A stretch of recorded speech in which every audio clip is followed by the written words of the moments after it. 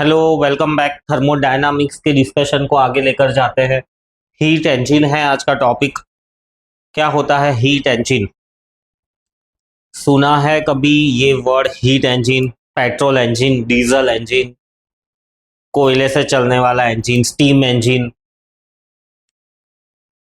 तो लाइक हर जितने भी ये मैंने टाइप्स कहे, कोयले से चलने वाला engine, steam engine, diesel engine, petrol engine, even the compressor, बिजली से चलने वाला कंप्रेसर या बिजली से चलने वाला इंजन भी कह दो। इंजन का मतलब कि जो किसी तरह के इनपुट को मैकेनिकल फॉर्मेट में कन्वर्ट कर दे।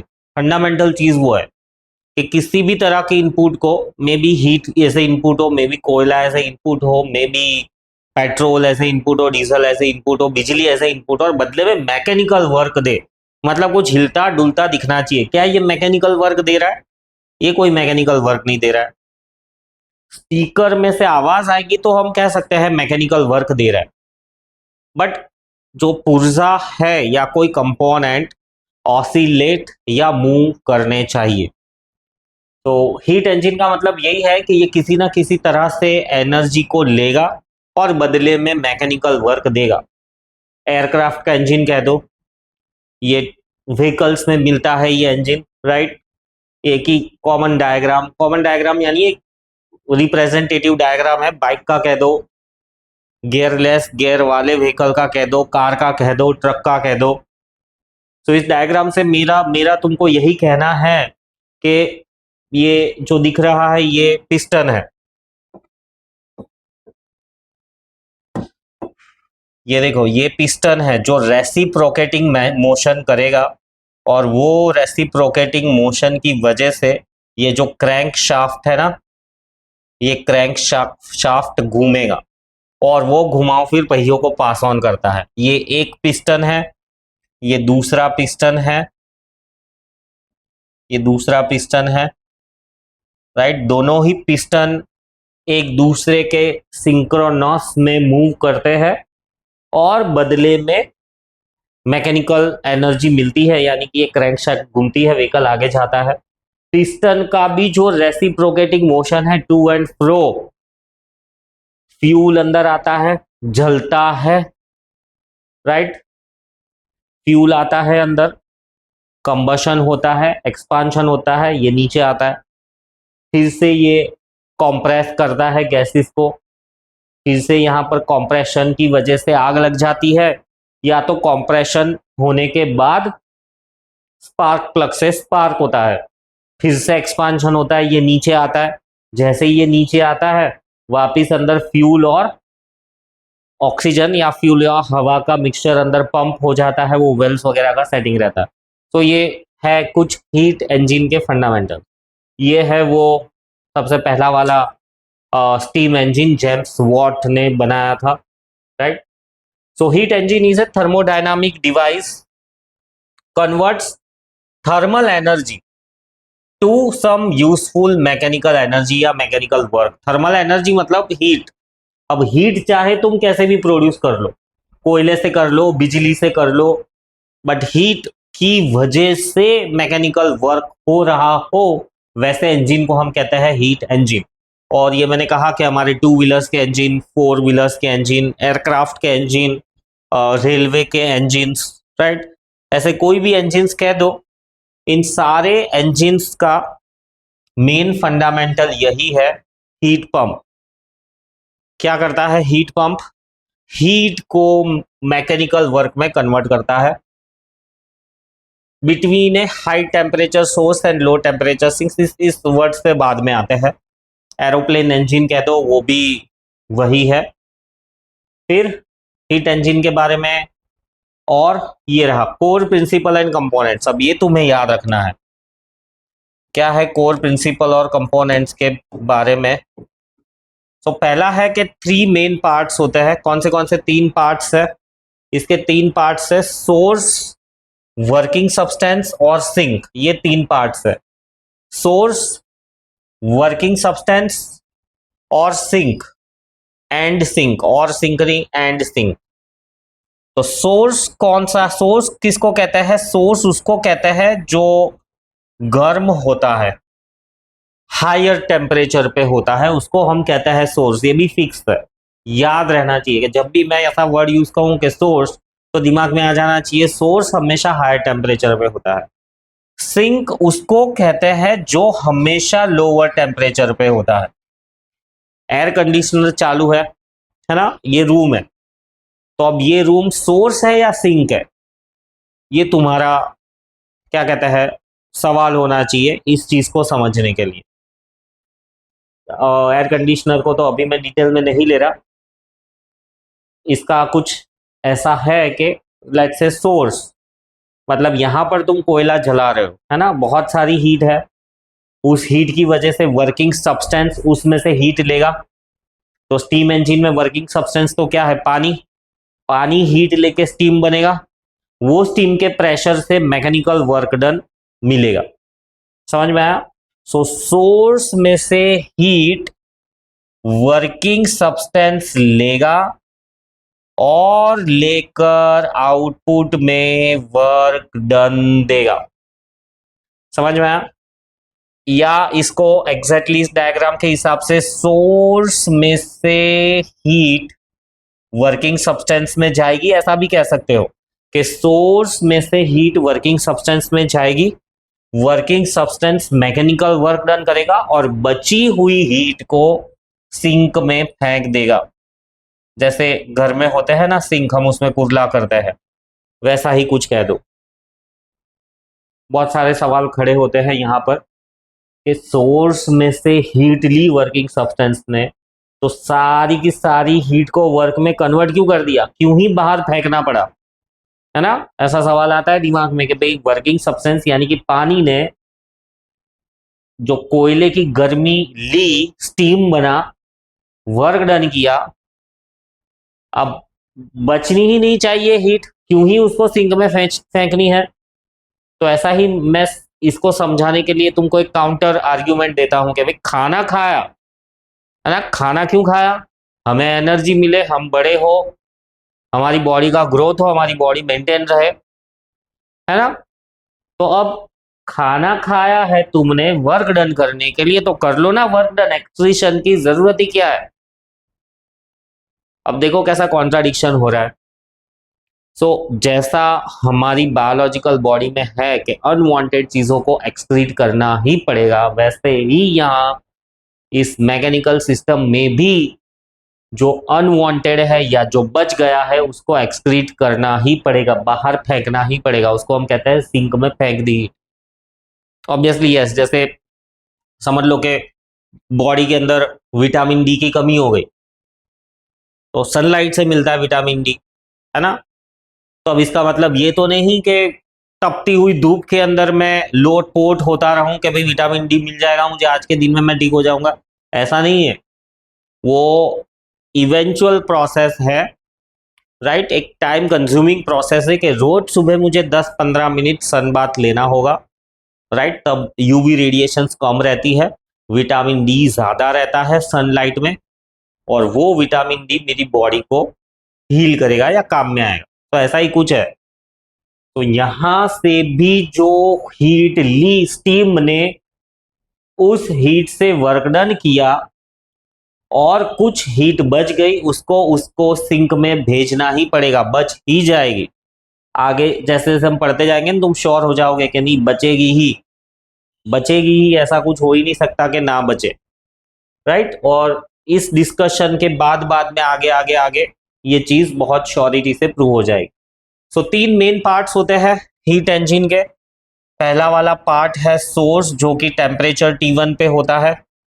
इस T1 टेम्परेचर वाले सोर्स से heat Q1 working substance absorb कर लेता है, उस हीट को एब्जॉर्ब करके वो कुछ वर्क डन करता है और बची हुई हीट को वो सिंक में भेज देता है।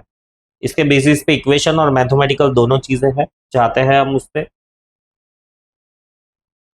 फिर इसके आगे भी इधर कुछ लिखा हुआ है, देखते हैं क्या है। Three main parts heat engine requires a high temperature source, a low temperature sink. ये भी वर्ड्स बहुत याद रखना है, यहाँ पर हॉट रिजर्वॉयर और कोल्ड रिजर्वॉयर ऐसे वर्ड्स यूज किए हुए हैं। सो हॉट रिजर्वायर मतलब हायर टेम्परेचर पे है, और कोल्ड रिजर्वायर यानी लोअर टेम्परेचर पे है। तो सोर्स तुरंत दिमाग में आ जाना चाहिए कि सोर्स का मतलब हाई टेम्परेचर पे है, सोर्स को हॉट रिजर्वायर भी कहता है क्योंकि वो हाई टेम्परेचर पे होता है। सिंक लोअर टेम्परेचर पे होता है, उसको कोल्ड रिजर्वायर भी कहते हैं, उसका टेम्परेचर सोर्स के कंपैरिजन में कम होता है, ऐसा। So heat engine requires a high temperature source, low temperature sink and a working substance. Cyclic process होती है ये, हाँ बिल्कुल। जो भी वर्किंग सब्सटेंस है वो फिर से अपने ओरिजिनल स्टेट में आ जाता है। जितने भी हीट इंजन, ये मैंने इंजन कहे, वो सारे इंजन साइक्लिक प्रोसेस ही करते हैं। सेकेंड लॉ का लिमिटेशन है, सेकेंड लॉ का लिमिटेशन थर्मोडायनामिक्स का फर्स्ट लॉ देखा, थर्मोडायनामिक्स का सेकेंड लॉ इस डिस्कशन के बाद में देखेंगे। सेकेंड लॉ क्या कहता है? सेकेंड लॉ क्या कहता है? सेकेंड लॉ यही कहता है कि भाई no engine can convert all heat into work. ये जैसा मैंने कहा वैसा ही, कि खाया उतना सारा का सारा एनर्जी स्पेंड करके आगे नहीं बढ़ सकते, कुछ ना कुछ एक्सक्रीट होगा ही होगा। So some waste heat is always expelled into cold reservoir. आगे बढ़ते हैं। हीट इंजन का इक्वेशन और एफिशिएंसी। अब ये एक रिप्रेजेंटेटिव डायग्राम है, बट इससे ज्यादा फेवरेट वाला मेरा जो डायग्राम है वो कुछ ऐसा है कि सोर्स जो कि टेम्परेचर T1 पे है, इस सोर्स में से Q1 हीट ली, Q1 हीट लेकर वर्क डन W हुआ, और बची हुई हीट Q2 सिंक में फेंक दी T2। अब ये डायग्राम को दिमाग में बिठा लो, मतलब मेरा ये पंच लाइन वाला डायग्राम है। बॉक्सेस बॉक्सेस बनाना है बनाओ, नहीं बनाना है मत बनाओ, बट ये जो एरोज वगैरह है ना, ये बहुत हेल्पफुल है। ऑलमोस्ट सारे क्वेश्चंस थर्मोडायनामिक्स मतलब ये हीट इंजन से जुड़े हुए सॉल्व करने के लिए। सो अब इसी चीज को हम इक्वेशन के फॉर्मेट में कन्वर्ट करें तो ये मेरा एक इलस्ट्रेटिव रिप्रेजेंटेशन है। ऐसे भी कर सकते हो टेढ़ा वाला, मैंने ये ऐसा सीधे फॉर्मेट में किया है। तो इसका इक्वेशन लिखना है तो क्या लिखूंगा? इक्वेशन कुछ ऐसा आएगा कि जो अंदर आ रहा है इक्वल टू जो बाहर जा रहा है। सिंपल, जो अंदर आ रहा है। सो कैसे लिखा मैंने ये इक्वेशन? इन एरोस के हेल्प से ही लिखा है कि जो अंदर आया है, राइट, इक्वल टू जो बाहर गया है। तो अंदर आया है हीट Q1 और बाहर गया है W प्लस Q2। अब कोई भी ऐसा डायग्राम कैसे भी फॉर्मेट में दे दे, ये इक्वेशन हमेशा परफेक्ट बन ही जाएगा अगर तुम इस तरीके से लिखो तो। जो अंदर आया है, किसके अंदर आया है? यहां पर ये जंक्शन दिख रहा है ना, ये जंक्शन दिख रहा है। जंक्शन क्या रिप्रेजेंट करता है? जंक्शन रिप्रेजेंट करता है, जंक्शन रिप्रेजेंट करता है वर्किंग सब्सटेंस। मतलब वर्किंग सब्सटेंस ने जो लिया है उतना ही बाहर दिया है। So Q1 is equals to W plus Q2। ये हो गया इक्वेशन, राइट। अब first law of thermodynamics use करें, dq is equals to du plus dw। तो first law of thermodynamics apply करके हम क्या समझ सकते हैं? सो क्योंकि ये साइक्लिक प्रोसेस है, du will be equal to 0 क्योंकि प्रोसेस साइक्लिक है। So therefore dq will be equal to dw। ये कंक्लूजन मिलता है तुमको।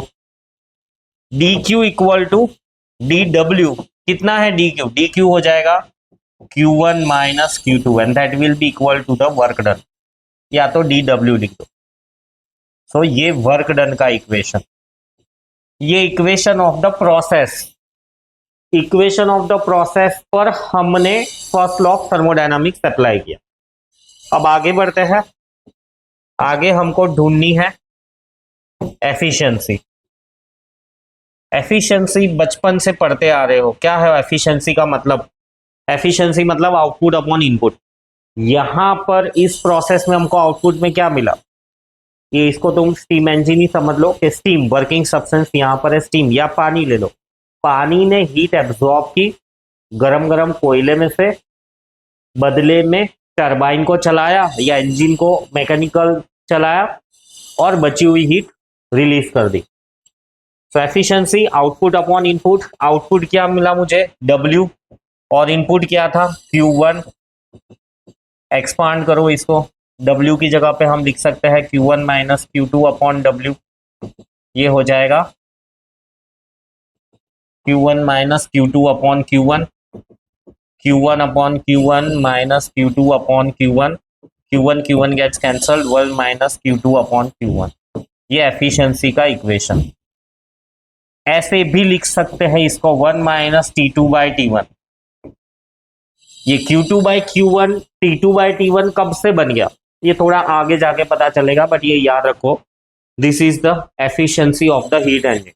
कौन सा हीट इंजन, तुम्हारे बाइक का इंजन, मेरे बाइक का इंजन, कार का इंजन, एरोप्लेन का इंजन, कौन सा इंजन, कोई भी इंजन ले लो, सारे इंजन्स के लिए ये चीज एप्लीकेबल है। जैसे कार के इंजन की भी मैं बात करूं तो कार का इंजन भी क्या करता है, फ्यूल लेता है, राइट, वो फ्यूल जलता है।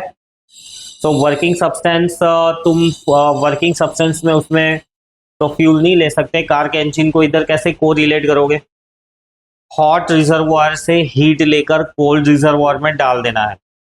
तो यहाँ पे वर्किंग सब्सटेंस की जगह पे तुम इंजन मान लो, इंजन क्या करता है, फ्यूल लेता है, फ्यूल जलाता है, वर्क डन करता है और बची हुई हीट को बाहर फेंक देता है। ऐसे तुम को रिलेट कर दो। वैसे कार का इंजन, एरोप्लेन का इंजन काफी कॉम्प्लेक्सिटीज है उनमें, बट हम उतनी कॉम्प्लेक्स लेवल की डिस्कशन नहीं करते, ऐसा सिंपल क्या कहते हैं इसको, फ्लो चार्ट डायग्राम से समझते हैं।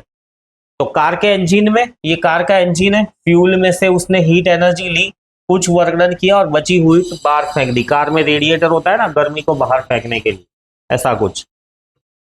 फिर types of heat engine theoretical topic है। दो तरह के हीट इंजन होते हैं, एक होता है इंटरनल कंबशन इंजन और दूसरा होता है एक्सटर्नल कंबशन इंजन। हमारे जो व्हीकल्स है, कार कह दो, राइट, बाइक्स कह दो, ये सब इंटरनल कंबशन इंजन। और एक्सटर्नल कंबशन इंजन के अंदर, एक्सटर्नल कंबशन इंजन यानी ईसी यानी स्टीम इंजन, मतलब ऐसा भर भर के कोयला डालते हैं, कोयला जलता है, पानी गर्म होता है, भाप बनती है और फिर मैकेनिकल एनर्जी प्रोड्यूस होती है। सो एक्सटर्नल कंबशन इंजन मतलब ये पुराने इंजन्स थे। फिर जैसे जैसे जैसे जैसे रिसर्च आगे बढ़ी, इंटरनल कंबशन इंजन्स भी आजकल हम देख पाते हैं। एक्सटर्नल कंबशन इंजन सब हमको देखने नहीं मिलते हैं, शायद कहीं म्यूजियम में राइट देखने को मिले कि भाई वो भर भर के कोयला डाल रहा है, उस तरह से कुछ। तो दो तरह के हैं। फिर इंटरनल और एक्सटर्नल कंबशन इंजन्स के बीच में काफ़ी सारी इंफॉर्मेशन है, मतलब तुम चाहो तो इसको एक बार रीड कर लो। तो जस्ट एक आईक्यू के लिए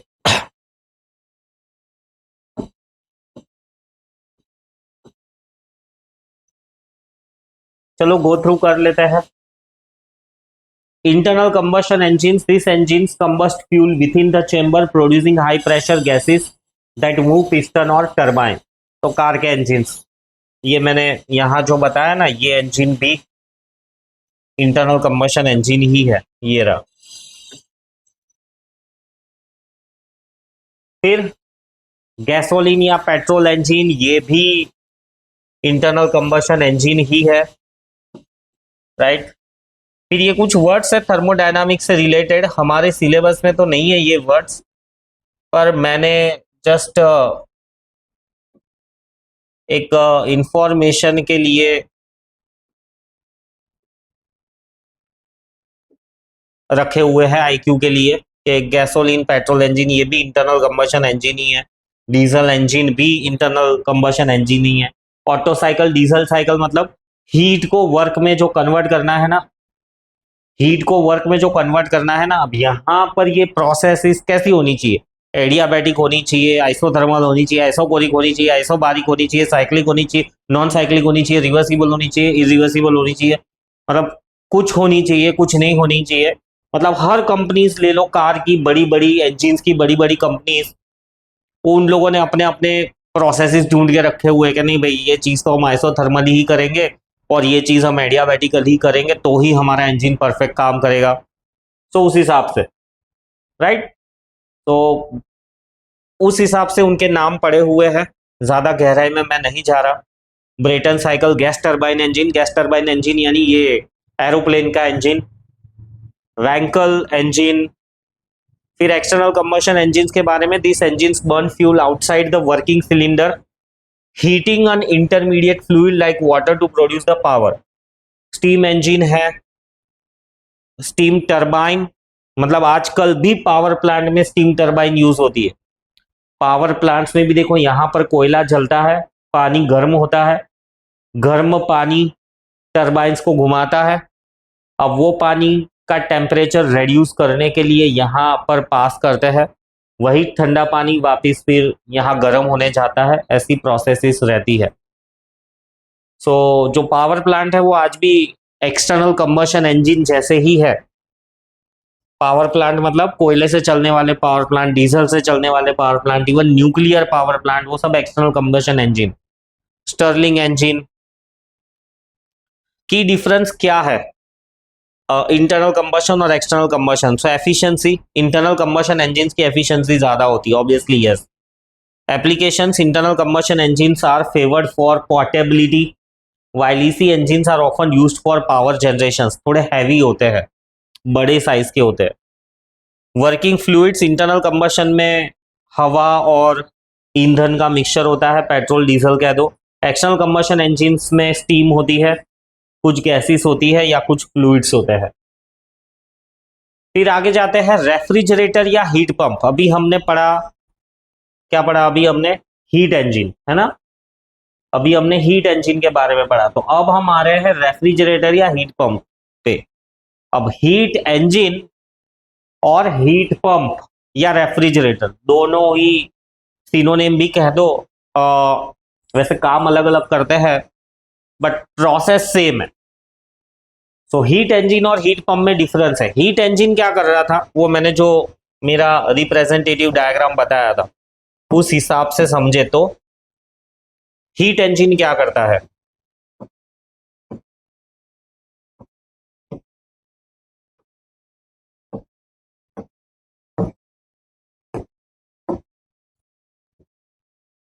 ये हीट इंजन के लिए मैं ड्राइंग करूं तो हीट इंजन में क्या था, सोर्स था, टेम्परेचर T1 पे था, उसमें से हीट Q1 अब्सॉर्ब हो रही थी और बदले में कुछ वर्क डन मिल रहा था, बची हुई हीट Q2 सिंक में जा रही थी जो कि टेम्परेचर T2 पे है।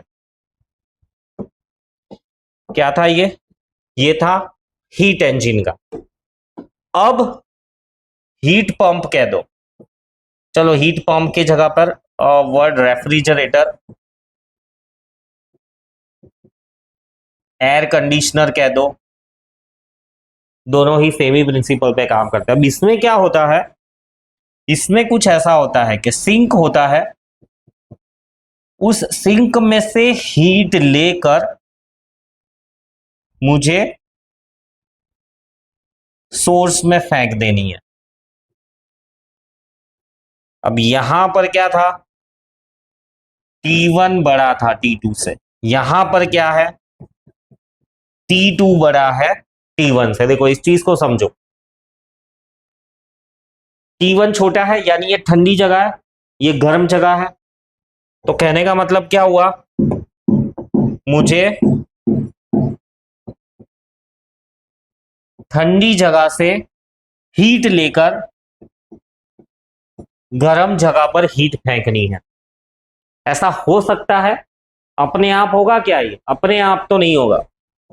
ऐसा करने के लिए मुझे कुछ मेहनत करनी पड़ेगी। अब इस चीज को देखो, दोनों वर्क डन के एरोस को देखो, ठंडी जगह से हीट लेनी है, मतलब यहां एयर कंडीशनर चालू है, यहां से हीट लेके मुझे बाहर गर्म जगह में फेंकनी है, तो उसके लिए मुझे कुछ ना कुछ वर्क सिस्टम पर करना पड़ेगा। यहां पर गर्म जगह से हीट लेकर सिस्टम खुद ब खुद कुछ वर्क कर देगा और बची हुई हीट को बाहर फेंक देगा।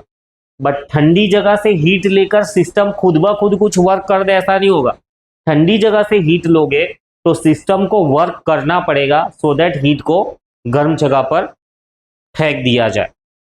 एयर कंडीशनर का कंसेप्ट ये है। ये कुछ डायग्राम्स है जो समझाते हैं एयर कंडीशनर्स के वर्किंग को। राइट, वर्किंग फ्लूइड होता है। वर्किंग फ्लूइड यानी मोस्टली गैस होती है एयर कंडीशनर में। सुना होगा तुमने, गैस कम हो गई है, गैस का प्रेशर कम हो गया है। सो कंप्रेसर होता है। राइट, तो सबसे पहले कंप्रेसर से ही शुरू करें इसका वर्किंग। तो कंप्रेसर क्या करेगा, गैस को कंप्रेस करेगा। जैसे ही कंप्रेस करेगा तो उसका टेम्परेचर बढ़ जाएगा। ये यहाँ दिख ही रहा है लाल कलर की लाइन, है ना। अब टेम्परेचर बढ़ गया है तो मैंने ये आउटडोर यूनिट जो घर के बाहर रहता है एयर कंडीशनर में, वहां पर ये जो कॉपर की कॉइल है उसमें से पास होगा। इवेंचुअली हवा की वजह से ये ठंडा हो जाएगा।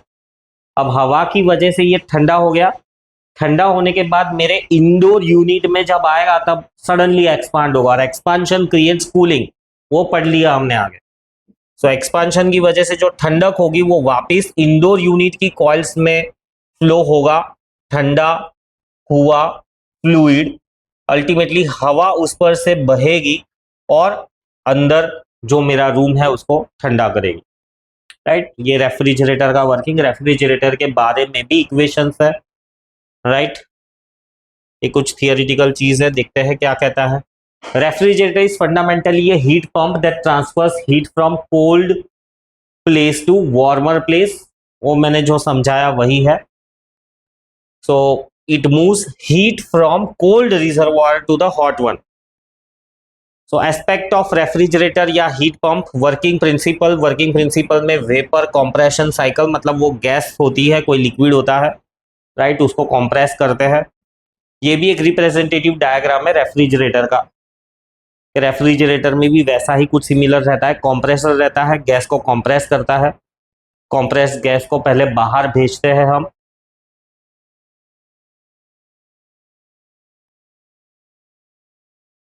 कंप्रेस्ड गैस को हम बाहर भेजते हैं। इस कॉइल्स में धीरे धीरे वो ठंडी होती है। फिर लेट्स से यहाँ पर वो 50 डिग्री पे है और फिर 50 डिग्री से यहाँ पर वो पहुंच गई 30 डिग्री पे। रूम का जो टेम्परेचर होगा उतना। फिर यहाँ पर एक्सपांशन होगा। एक्सपांशन की वजह से ठंडी हुई गैस, जो भी गैस ठंडी हो चुकी है, अंदर की कॉइल्स में घूमेगी। अल्टीमेटली अंदर से हीट एब्जॉर्ब करेगी ये गैस, ठंडा करेगी। और फिर ये जो गैस थी अब थोड़ी बहुत गर्म हो चुकी है, वो वापस कंप्रेसर में जाएगी, वापस कंप्रेस होगी और प्रोसेस रिस्टार्ट होगा। सो ये है कुछ रेफ्रिजरेटर के बारे में। रेफ्रिजरेटर के बारे में इक्वेशन। तो ये जो मैंने ड्रॉ किया ना, अब ये वाला मेरा मेन, ये वाला मेरा मेन वर्किंग डायग्राम है रेफ्रिजरेटर को लेकर।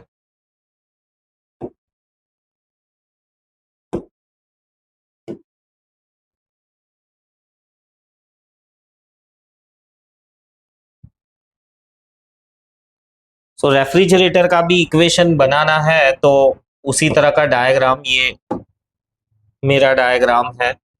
मतलब ये वो रिप्रेजेंटेशन है जो मैं कॉमनली यूज करता हूँ।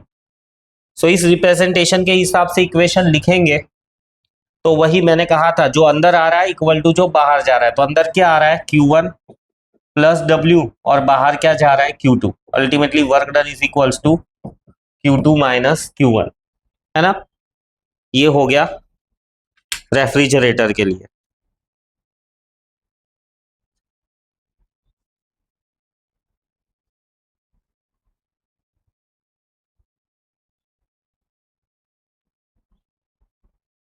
ये मैंने थोड़ा गलत ड्रॉ किया है, फिर से एक और बार इसको एक्सप्लेन कर देता हूँ। कुछ ऐसा, ये चलो पूरा र भी कर देते हैं।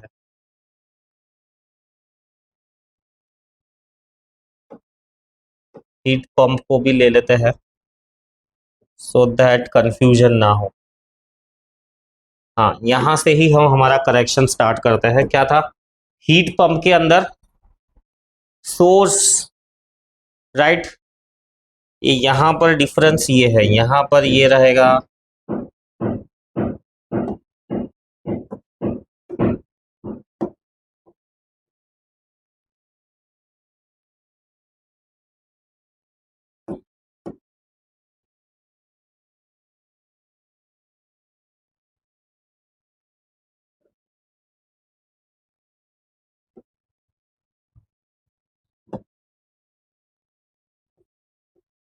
सिंक में से हीट लेके सोर्स में फेंकनी है। और ये बात ऐसा है कि सिंक का टेम्परेचर कम ही है, प्रोसेस उल्टा करना है बस। ऐसे दोनों ही तरीके से वो बात तो सही है, बट क्वेश्चन सुलझाने के लिए, कोई भी कंफ्यूजन ना होने के लिए इसको ऐसे लो कि सिंक जो कि लोअर टेम्परेचर पे है, मैंने लिखा हुआ था ठंडा, और ये हो जाएगा गर्म। सो ठंडी जगह से हीट लेके मुझे गर्म जगह में भेज देनी है, और इसके हिसाब से मैं इक्वेशन बनाऊं तो क्या इक्वेशन बनेगी रेफ्रिजरेटर की?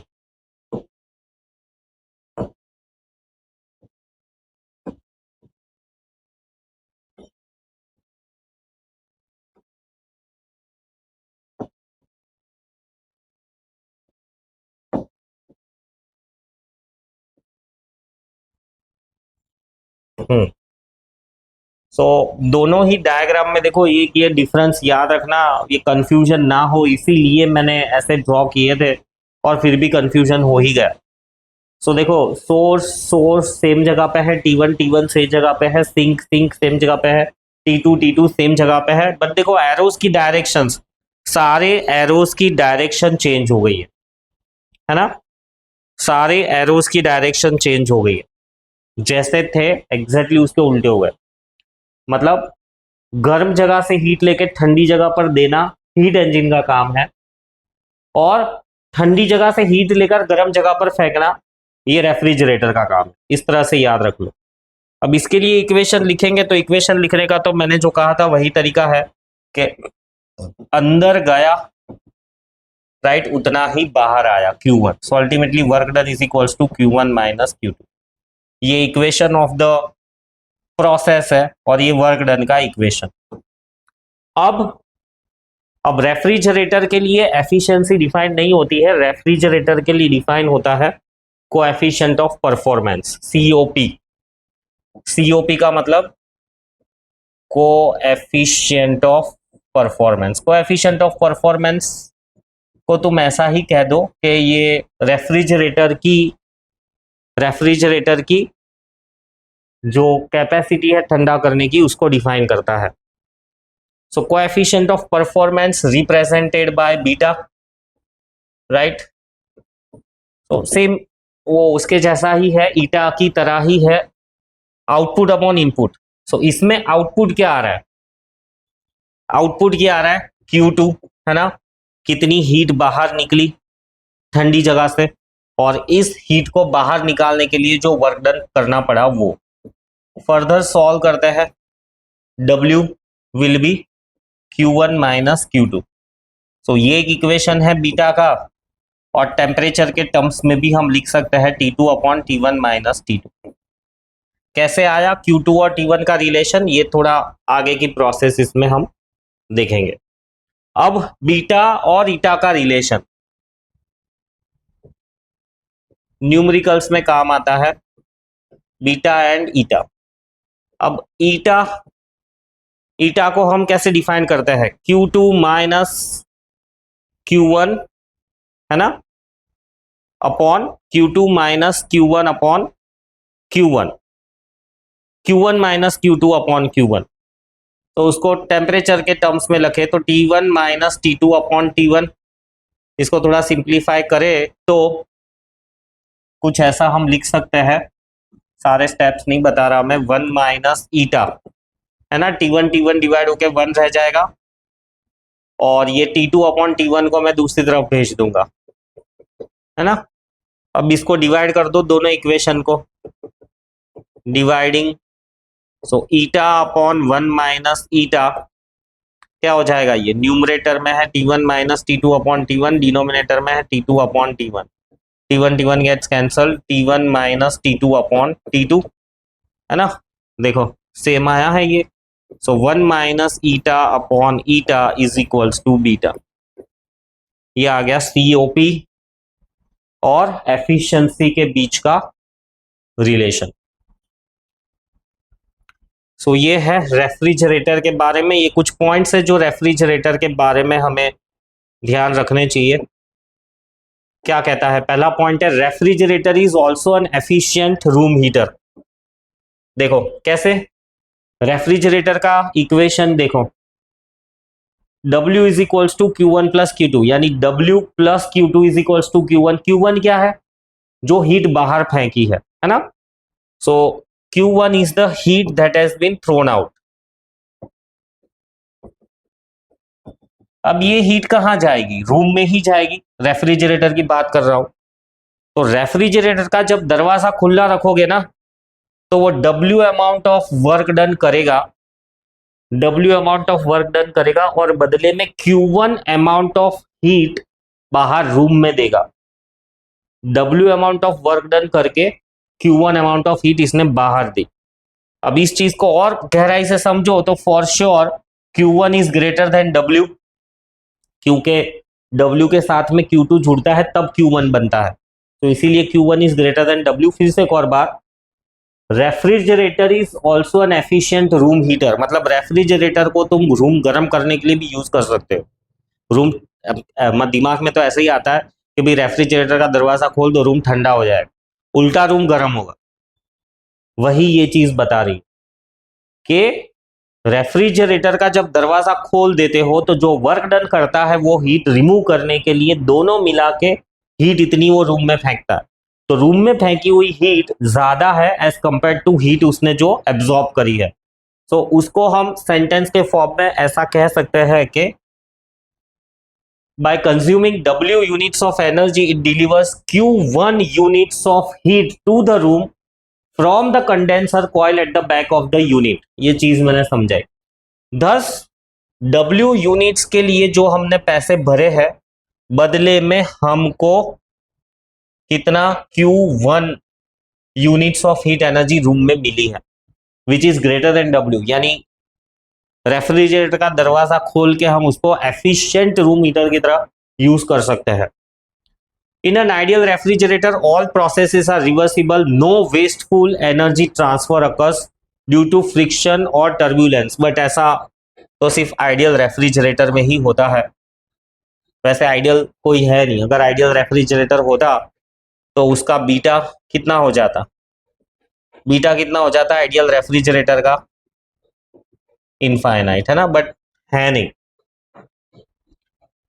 कोएफिशिएंट ऑफ परफॉर्मेंस इनफाइनाइट होता, मतलब गजब का रेफ्रिजरेटर होता ideal refrigerator.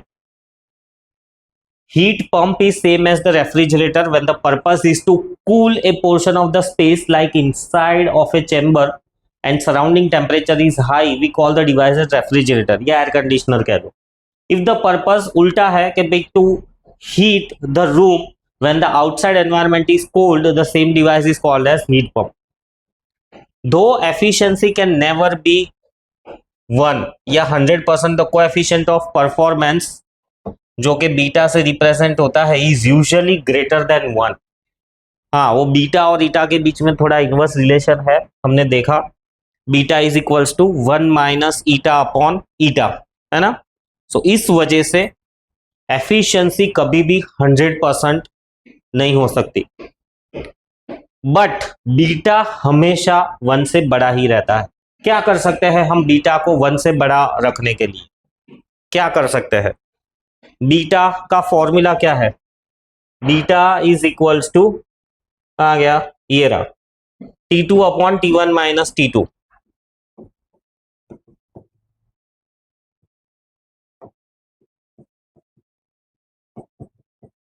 Right.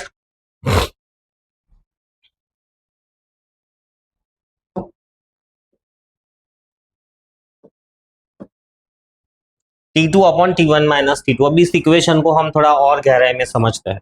Coefficient of performance of A refrigerator stands for efficiency of the refrigerator. Thus, higher the value of beta, more the efficient the refrigerator is.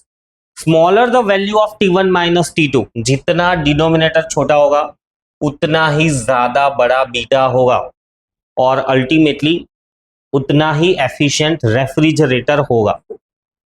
अब जैसे जैसे refrigerator काम करता है ना, T1 और T2 कौन सा टेम्परेचर से, T1 कौन सा टेम्परेचर है, बाहर का टेम्परेचर है, राइट, और T2 कौन सा टेम्परेचर है, अंदर का टेम्परेचर है। ये सब चीज बहुत अच्छे से पता होनी चाहिए, राइट। T2 अंदर का टेम्परेचर है, T1 बाहर का टेम्परेचर है, और ये डिनोमिनेटर्स में पता चलना चाहिए बाहर का टेम्परेचर है, अंदर का टेम्परेचर। अब T1 माइनस T2 जितना छोटा हो उतना अच्छा, मतलब बाहर के और अंदर के टेम्परेचर में डिफरेंस जितना कम हो उतना अच्छा। बट ये डिफरेंस धीरे धीरे बढ़ते जाता है, कब, जब वो आइस चैम्बर के अंदर, या क्या कहते हैं उसको, वो अंदर का बॉक्स जिसमें बर्फ जमती है, उसमें बर्फ जमने लगती है। देखो इधर, as the refrigerator works T2 goes on decreasing due to formation of the ice in the cooling chamber. T1 is almost constant, बाहर का टेम्परेचर कांस्टेंट ही रहता है, therefore beta decreases when the refrigerator is defrosted, मतलब defrost करने पर T2 increase हो जाता है and hence beta increases. So defrosting increases the efficiency, या defrosting is always necessary to improve the COP of refrigerator. फिर a refrigerator can not work without some external work. Obviously ठंडी जगह से heat लेकर गर्म जगह पर फेंकना ये इंस्टेंटेनियस प्रोसेस नहीं है, इसके लिए कुछ ना कुछ मशीन लगाना ही पड़ेगा, ठीक है। So beta can never be infinite, coefficient of performance of refrigerator can never be infinite. ये था रेफ्रिजरेटर, हीट पंप और हीट इंजन के बारे में। नेक्स्ट लेक्चर में second law of thermodynamics discuss करेंगे। तब तक के लिए सी यू, बाय बाय।